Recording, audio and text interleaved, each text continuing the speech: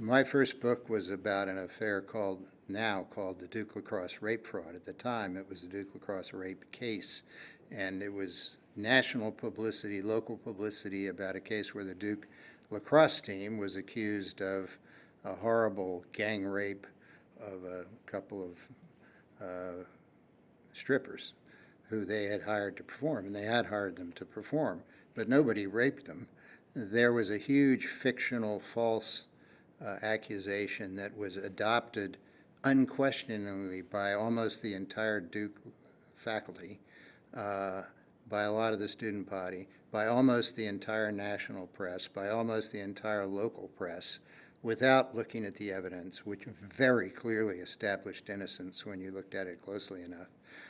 And these guys' lives were on their way to being ruined. And a friend who had a son on the lacrosse team said, "You ought to get into this," so I got into it, and it turned out that it really was a fraud. And I got a co-author, Casey Johnson, to help me finish it in a hurry.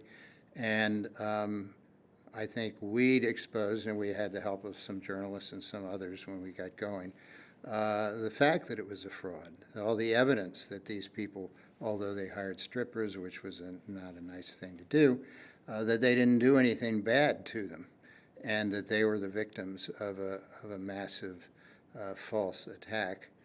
And that gave me, that kind of reinforced my attitude that there was something wrong with the value system at these colleges, in particular the free speech. It was dangerous if you were a student at Duke at the time, or a faculty member, very dangerous, not to join in the fraud. It was dangerous to say, hey, maybe this didn't happen.